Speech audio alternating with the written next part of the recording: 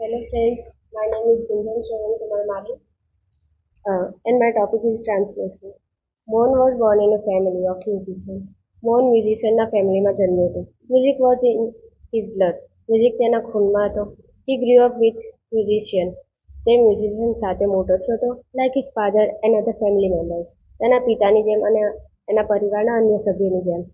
He was initially trained in vocal music and then he tried his hand at violin. તેને vocal music વગાડવાનું શરૂ કર્યું અને પછી તેને વિયોલિન વગાડ્યું. He was when he was about 10 ત્યારે તે 10 વર્ષનો હતો. He started liking sitar. તેને સિતાર ગમવા લાગ્યું. He was also train in it and played it about 3 years. તેને તે શીખ્યું અને 3 વર્ષ વગાડ્યું. A German lady came to stay with Mohan's family to learn music from his father.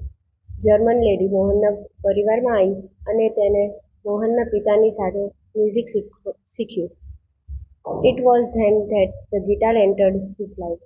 જ્યારે મોહનના જીવનમાં ગિટાર એન્ટર થયો. He began his experience with the beautiful instrument. તેને આ બ્યુટીફુલ ઇન્સ્ટ્રુમેન્ટ ઉપર હાથ ટ્રાય કર્યો અને ટ્રાય કર્યું. No other instrument now in my life. હવે બીજું કોઈ ઇન્સ્ટ્રુમેન્ટ નહીં મારા લાઈફમાં. I want to play the guitar only. હવે હું ફક્ત ગિટાર જ વગાડીશ. Said Mohan to himself. તેને પોતાની જાતને કીધું. Guitar took all his time. Guitar તેને પૂરતો સમય લઈ રહ્યો હતો. Guitar the whole day guitar આખો દિવસ guitar. Ours is a family where sitar vocals and classical violin R practice. મારી ફેમિલીમાં સિતાર વોકલ્સ એન્ડ ક્લાસિકલ વિયોલિનની પ્રેક્ટિસ થતી. The guitar does not have the effects which our instrument do and moreover. ગિટારનો effect આપણા Indian instrument જેવો નહોતો અને તે ઇન્ડિયાનો પણ નથી. Said one of the family member. તેના પરિવારના સભ્યોમાંથી કોઈએ કીધું. Do you know your father does not approve your love for the guitar, said his aunty. તેની આંટીએ કીધું, તારા ગિટાર પ્રત્યેનો પ્રેમ તમારા પપ્પા સ્વીકાર નહીં કરે. Let him but his mother came to help him. તેની મધર આવી તેને મદદ કરવા. Let him follow his heart's desire. તેને તેની દિલની ઈચ્છા ફોલો કરવા દો. She declared. તેને જાહેર કર્યું. Then his father started supporting him. પછી તેના પિતાએ તેને સપોર્ટ કર્યો. He was overjoyed and decided to modify this western instrument. તે બહુ જ ખુશ હતા અને ડિસાઇડ કર્યો કે આ વેસ્ટર્ન ઇન્સ્ટ્રુમેન્ટને મોડિફાય કરીએ. He tried to make it suitable for playing pure Indian classical music. તેમણે પ્રયત્ન કર્યો કે આ ગિટારમાં એક ઇન્ડિયન ક્લાસિકલ મ્યુઝિક વગાડી શકે. He spend 2 more years with the guitar only. તેને 2 વર્ષ ફક્ત ગિટાર માટે નીકાળ્યા. One evening there was a gathering of close family friend. એક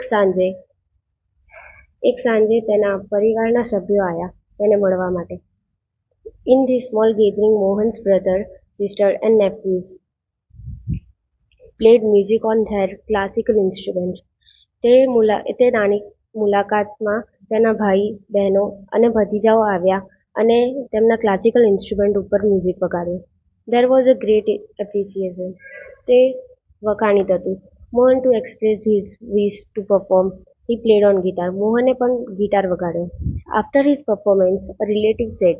આ પરફોર્મન્સ પછી રિલેટિવ બોલ્યા, you need to work very hard with the new instrument. તને હજી પ્રયત્ન કરવું પડશે આ ન્યૂ ઇન્સ્ટ્રુમેન્ટ સાથે. One of the relative said. એક રિલેટિવ બોલ્યું, if it were the sitar you would have been in competition with your brother and sister. તને સિતાર આવડતું તો તું તારા ભાઈ અને બહેનો સાથે કોમ્પિટિશનમાં હતું. You have already spend 2 years on it. તે ઓલરેડી 2 વર્ષ વિતાવ્યા છે આના ઉપર. But still this instrument needs more. પણ આ ઇન્સ્ટ્રુમેન્ટ હજી મહેનત માંગે છે. After his performance someone said, the sitar sounds is like a flowing stream. આ પરફોર્મન્સ પછી કોઈ બોલ્યું કે સિતારનો અવાજ વહેતા ઝરણા જેવો હોય. Your instrument doesn't have the depth. તારા ઇન્સ્ટ્રુમેન્ટમાં ઉડાન નથી. Yet another said. કોઈ બોલ્યું, your brother plays the violin. His sur and taal are so beautiful. તારો ભાઈ વિયોલિન વગાડે છે, તેનો સૂર અને તાલ બહુ જ સુંદર છે.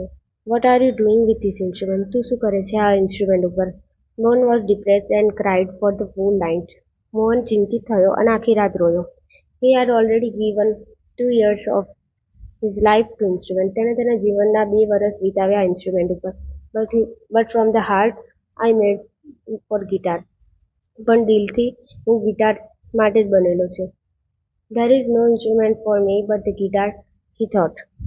હવે કોઈ ઇન્સ્ટ્રુમેન્ટ નથી પણ ગિટાર, એને વિચાર્યું. This instrument will become my face to the world. આ ઇન્સ્ટ્રુમેન્ટ સક્ષમ રહેશે આખી દુનિયામાં. I am sure. હું નિશ્ચિત છું.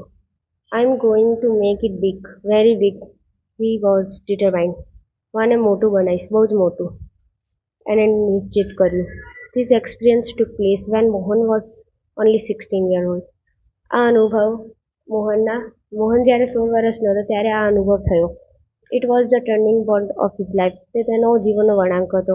Mohan doubled his riyaz and practice for about 10 hours a day. મોહને તેની પ્રેક્ટિસ ડબલ કરી અને દિવસના 10 કલાક વિતાવ્યા.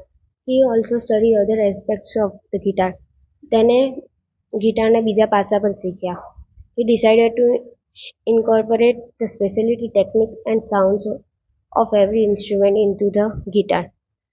તેને સંકલન કર્યું અને તેના બધા ટેકનિક અને સાઉન્ડ ગિટારમાં લાવ્યા. He wanted to invent something which gave the sounds and tune of the western guitar but could be played like an Indian veena. તેને વિચાર્યું કે